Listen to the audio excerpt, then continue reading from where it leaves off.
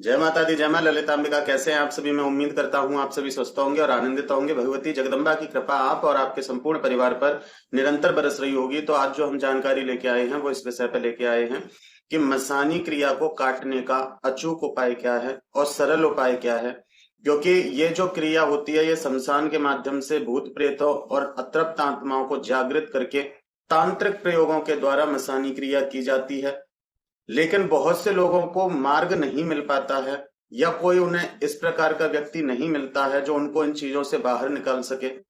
तो आज जो मैं आपको उपाय बताने जा रहा हूं उससे आप अपने घर पे इस क्रिया को नष्ट कर सकते हैं। इस क्रिया में डरने की आपको कोई आवश्यकता नहीं है। ये बहुत सुरक्षित प्रयोग मैं आपको बता रहा हूं। तो मैं आपको सात्विक और सुरक्षित प्रयोग बता रहा हूं मसानी क्रिया को नष्ट करने के लिए। तो आप इस क्रिया को कर सकते हैं। तो वीडियो को ध्यान से देखना और एक एक चीज को बारीकी से समझना, और जिस प्रकार से वीडियो में बताया जाए उसी प्रकार से आप इस प्रयोग को, इस विधि को करना, तो आपको लाभ अवश्य होगा। तो आइए वीडियो को शुरू करते हैं। तो देखिए, जिन लोगों के ऊपर मसानी क्रिया हुई है वो लोग क्या करें और जिसको करके मसानी क्रिया को नष्ट किया जा सके। मसानी क्रिया को काटने के लिए जो आज मैं आपको अचूक उपाय बताने जा रहा हूं वो तांत्रिक दृष्टि से अचूक उपाय है और इस उपाय को सरल और साधारण व्यक्ति भी आराम से कर सकते हैं। लेकिन इसमें नियम, श्रद्धा और धैर्य की आवश्यकता है। समय का पालन करना बहुत आवश्यक है। ऐसा नहीं कि आज आपने किसी समय पर कर लिया, कल किसी भी समय पे, ऐसा नहीं। 3 दिन तक लगातार ये प्रयोग एक ही समय पे करना है और यह सबसे सुरक्षित तरीका है। इसमें किसी भी प्रकार की आपको हानि नहीं मिलेगी। इससे आपको बहुत लाभ होगा। आज जो मैं बताने जा रहा हूं वो मां काली और भैरव जी का संयुक्त हवन है, जिसमें आप मां काली की उग्र शक्ति और भैरव जी की सुरक्षा शक्ति, इन दोनों को एक साथ जागृत करते हैं। ये हवन बहुत ही प्रभावशाली और प्रचंड होता है, लेकिन डरने की आवश्यकता नहीं। इसको साधारण व्यक्ति भी अपने घर पे कर सकता है। मन में श्रद्धा और धैर्य होना चाहिए, क्योंकि सबसे पहले भगवान आपके धैर्य की परीक्षा लेते हैं। और आपकी जब श्रद्धा अटूट होती है, आपका धैर्य होता है, आपको विश्वास होता है किसी भी विधि को, तो वही तंत्र बन जाता है और बड़ी से बड़ी तंत्र बाधाओं को नष्ट कर देता है। और यदि आपका विश्वास नहीं है, आपको धैर्य नहीं है, तो साक्षात भगवान भी आपके सामने खड़े हों तो वो भी शक्तिहीन हो जाते हैं, क्योंकि विश्वास से ही शक्ति जागृत होती है। जब किसी पर कोई प्रयोग किया जाता है तो वहां एक कल्पना की जाती है, वहां एक विश्वास रखा जाता है कि हम इस विधि को कर रहे हैं तो इससे ये कार्य होगा, और वही विश्वास आपकी जीत कराता है। तो विश्वास और धैर्य बहुत आवश्यक है। सामग्री क्या क्या चाहिए आपको, ध्यान से सुन लीजिए। आपको एक हवन कुंड चाहिए। यदि तांबे का हवन कुंड हो तो ठीक है, नहीं तो इस क्रिया में आप लोहे का भी हवन कुंड ले सकते हैं। और आपके पास तांबे का या लोहे का हवन कुंड नहीं है तो आप मिट्टी का हवन कुंड ले सकते हैं। हवन कुंड छोटा या बड़ा वो अपनी सामर्थ्य अनुसार आप देख सकते हैं। गाय का घी अनिवार्य है। ये जो हवन होगा इसमें गाय का घी आवश्यक है। आम की लकड़ी आपको चाहिए। 250 ग्राम काले तिल चाहिए। कुछ दाने आपको लाल मिर्च के चाहिए, जो सूखी लाल मिर्च आती है साबुत, उसके दाने आपको चाहिए। 50 ग्राम गूगल, थोड़ा सा कपूर और एक लाल कपड़े का टुकड़ा और मौली या लाल धागा। भैरव जी और मां काली का चित्र आपके पास होना चाहिए और गंगा जल। ये सामग्री आपको एकत्रित करनी है। ये हवन रात के 9 बजे के बाद होगा, क्योंकि रात्रि के समय जब आप इस हवन को करते हैं तो आपके ऊपर जो क्रिया की गई हैं वो भी रात्रि के ही समय की गई हैं। और रात्रि के समय शक्तियां प्रभाव में होती हैं, उग्र होती हैं, क्योंकि सूक्ष्म जगत की चीजें रात्रि के समय जागृत होती हैं। तो ये हवन रात्रि में करना है, 9 बजे से 12 बजे तक के बीच में। एक समय निश्चित कर लीजिए, रोज उसी समय पे आपको ये हवन करना है। हवन से पहले स्नान कीजिए। स्नान करके पूर्व दिशा में एक चौकी लगाइए। चौकी पे भैरव जी और मां काली को स्थापित कीजिए। बटुक भैरव का चित्र होना चाहिए और मां काली का सौम्य रूप होना चाहिए। सौम्य का मतलब है जिनके हाथों में त्रिशूल ना हो, जिनके हाथों में खड़ग, मुंड और वर मुद्रा और अभय मुद्रा हो। इस प्रकार की मां काली का चित्र आप स्थापित कीजिए और भैरव जी के बालक स्वरूप का, जो बटुक भैरव कहे जाते हैं, उस रूप को आप स्थापित कीजिए। स्थापित करने के बाद आपके वस्त्र लाल रहेंगे, आपका आसन लाल रहेगा। फिर आपको आचमन करना है। हाथ में गंगा जल और जल लेकर, एक लोटे में गंगा जल और जल को मिक्स करके रख लीजिए। हाथ में जल लेके आपको आचमन करना है। ओम केशवाय नमः, ओम माधवाय नमः, ओम नारायणाय नमः। इस प्रकार 3 बार आचमन करें। फिर हाथ पे थोड़ा सा जल डाल के हस्तौ प्रक्षालय श्री ऋषिकेशाय नमः, इस प्रकार बोलकर आपको हाथ साफ कर लेने हैं। फिर अपने शरीर पर और वहां जो भी आपके पास सामान है उस पर और मां काली और भैरव जी के चित्र पर आपको इस मंत्र को बोलते हुए गंगा जल के छींटे लगाने हैं। मंत्र क्या है? ओम अपवित्रः पवित्रो वा सर्वावस्थां गतोऽपि वा यः स्मरेत पुंडरीकाक्षः स वा हि अभ्यन्तरः शुचिः। ओम पुंडरीकाक्षः पुनातु, ओम पुंडरीकाक्षः पुनातु, ओम पुंडरीकाक्षः पुनातु। ये आपका शुद्धिकरण हो जाता है। इसके बाद आप हाथ में कुछ दक्षिणा, एक पुष्प और जल लेकर के, अक्षत लेकर के संकल्प करना है। संकल्प में आपको बोलना है श्री विष्णु श्री विष्णु श्री विष्णु। इससे आगे आप हिंदी में बोल सकते हैं। आपको बोलना है मेरा नाम ये है, मेरे पिताजी का नाम ये है, मैं इस जगह का निवासी हूं, मेरे गांव या मेरे शहर का नाम ये है। हे मां काली, हे बटुक भैरव भगवान, मैं मसानी क्रिया को नष्ट करने के लिए, उससे मुक्ति प्राप्त करने के लिए और उससे जो प्रभाव मेरे जीवन में या मेरे घर में या मेरे परिवार में आ रहे हैं उनसे मुक्ति प्राप्ति के लिए मैं आपका ये दिव्य हवन करने जा रहा हूं या जा रही हूं।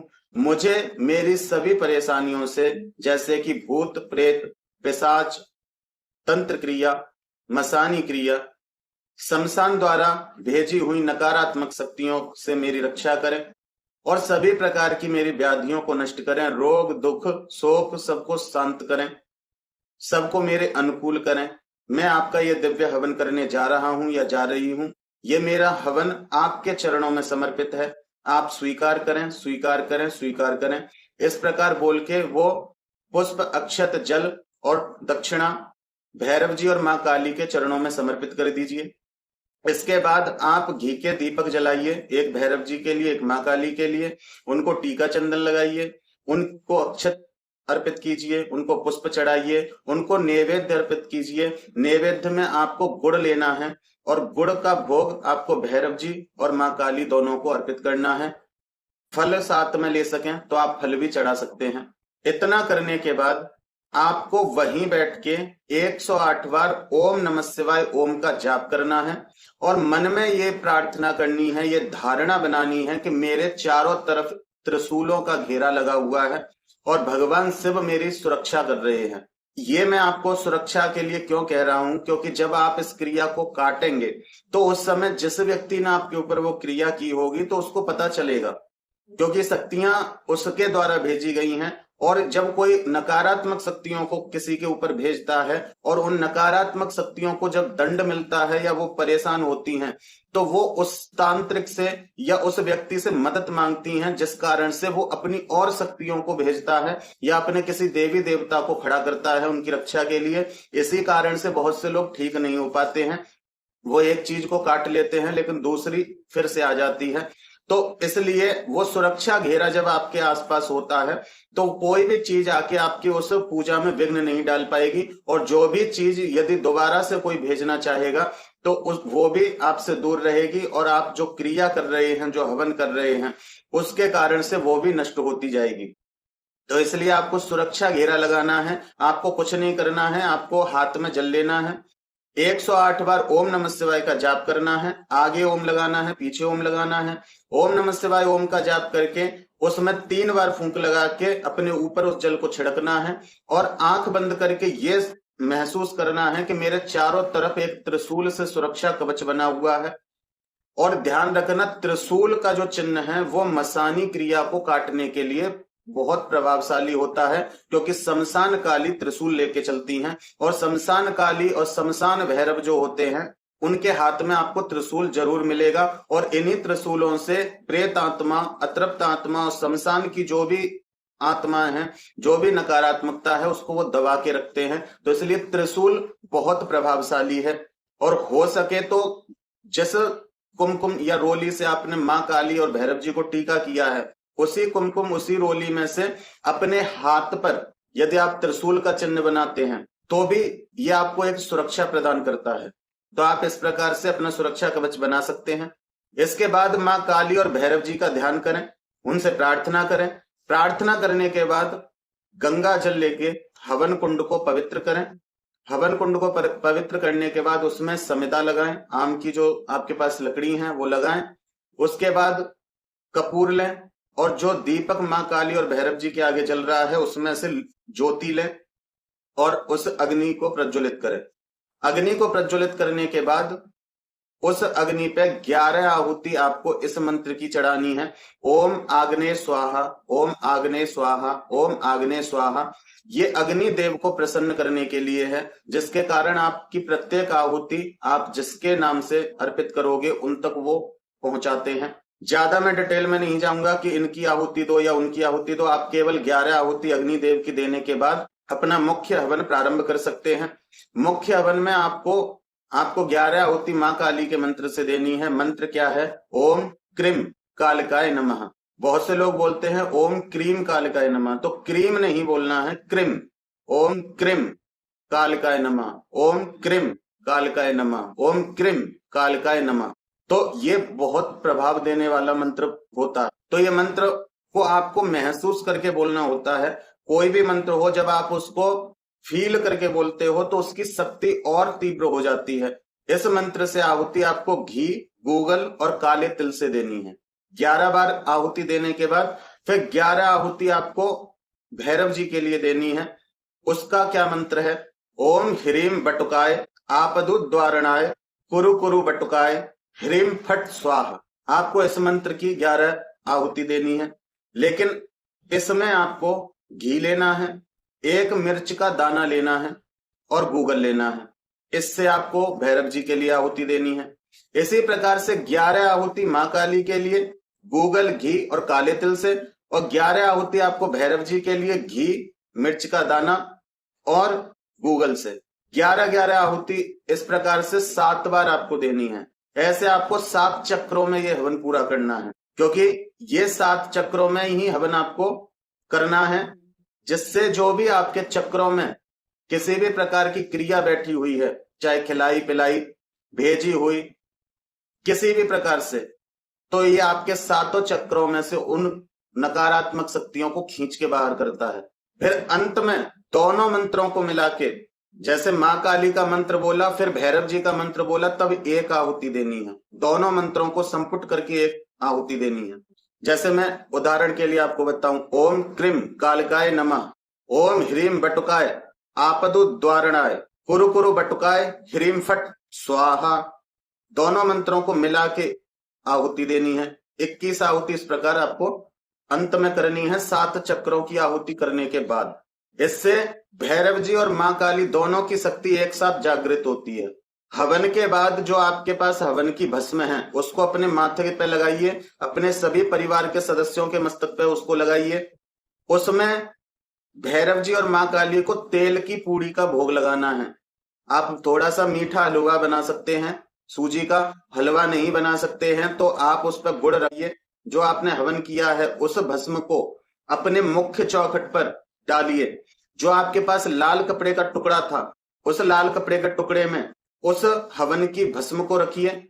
1 चोबा रखिए, उसमें कील ले लीजिए, 2 लौंग और 11 दाने काले तिल के और 7 दाने लाल मिर्च के उसमें रख के उसको मौली से बांध लीजिए। एक छोटी सी पोटली बना लीजिए और अपने घर के मुख्य चौखट पर, प्रवेश द्वार पर उसको टांग दीजिए, जिससे कि अन्य कोई शक्ति ना आ सके। ये उपाय आपका 3 दिन चलेगा और 3 दिन में आपका घर और आप पूर्ण रूप से सुरक्षित हो जाते हैं।